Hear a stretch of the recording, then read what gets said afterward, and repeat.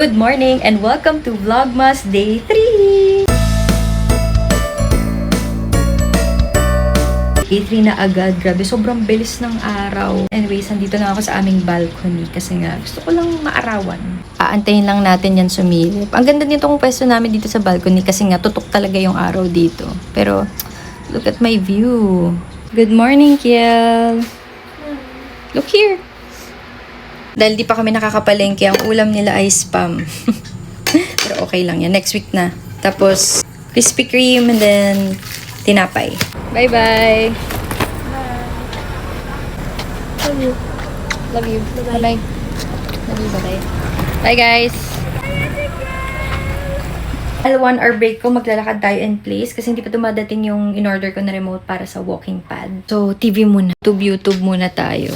Siya yung pinapanood ko sa YouTube. 5 miles. Today is my birthday. 5 miles yan, tas 1 hour walking.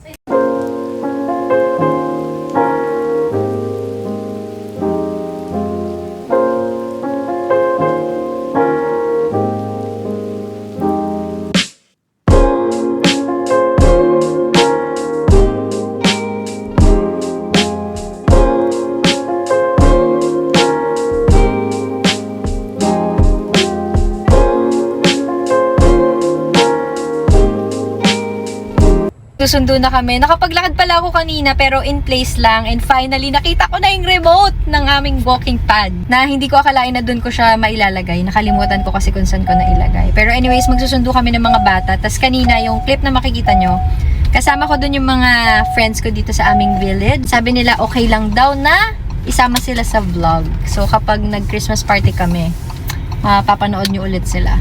Si Daddy, hi Dad! Si Daddy din may coffee date sila mamaya ng mga friends niya. Oo, pakita ko lang to sa inyo kasi nga, andito na tayo eh. Nabili ko lang din yan sa TikTok pero I think meron din yan dito sa YouTube. So, ilalagay ko yan dyan sa screen. Ano siya, pwede siyang gawing Christmas tree pero sa wall lang. Tapos i-expand nyo na lang. Depende sa design na gusto nyo. Pero si MJ, ganyan yung gusto niya. O, diba? Super nice! Then, Kiel's preparing the table. Ate Mikay is cleaning upstairs. Ulam natin today ay yan, di ba? Mas dumami. Fried chicken. Nag-SB kami kanina kasi nga, nag-collecta kami ng sticker. Tapos i-order ko yung, anong tawag to? Barista drink. Sunday Americano, add white mocha, breve, no water. And masarap siya. Para siyang caramel macchiato din. It's kinda sweet, pero nandun pa rin naman yung tapang ng coffee. What is it, Kiel? My jam. Okay. Drinking? Energen. Mainit yan? Yes. Ba't konting water? Para Day 3 natin. Kaya i-upload ko din yan ngayon kahit late na. Tayo sa mga bata. Tignan natin kung ano ang ginagawa ng mga bata. Hindi, nagagawa. Pinrint namin to kanina. Pakita mo. O, diba? Taray. Madami tayong ganito, ha? Tsaka mga folder. Ang dami nilang flashy, oh. Si Kiel, check natin. Ito si Bailey. Kung saan kami, nandoon din. Ito yung isa. Nagre-review habang kumakain. At yes, mahilig din po siya sa mga plushie or stuffed toy. Diba, meron na dyan.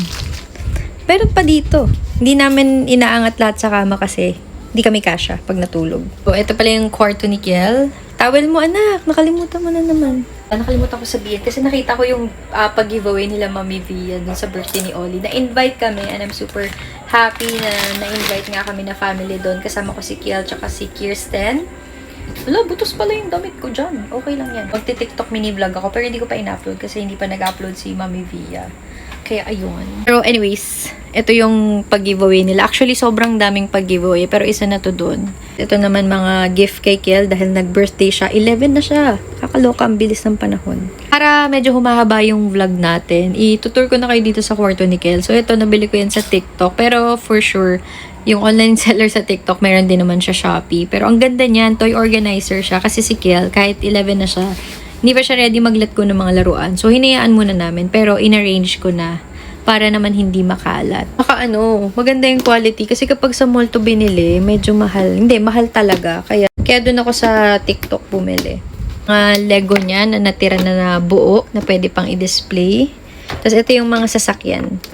Ito pa yung ano, 'di ba, yung mga parang 3 or 4 years old siya, hindi ko pa naitatapon or hindi ko pa napapamigay kasi nga nanghihinayang ako. Pero sooner or later, for sure, baka i-let go ni Kel yan para i-donate, mga ganun. For now, hayaan lang namin siya, enjoyin yung mga laro.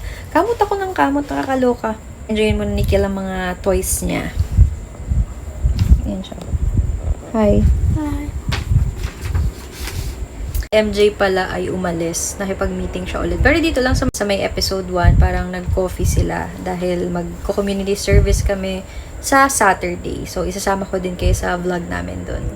May nag-request sa akin sa TikTok na itest ko daw tong emergency work light kung gaano siya tatagal. So, napaka-useful nito for emergency use. May indicator na din yan kung malalobat or malapit na ma-full charge yung battery. Nakabukas na kasi tinetest ko na. Si MJ na lang yung mag-check kapag mamamatay na yan. That's it for Vlogmas Day 3 and I'll see you tomorrow. Bye!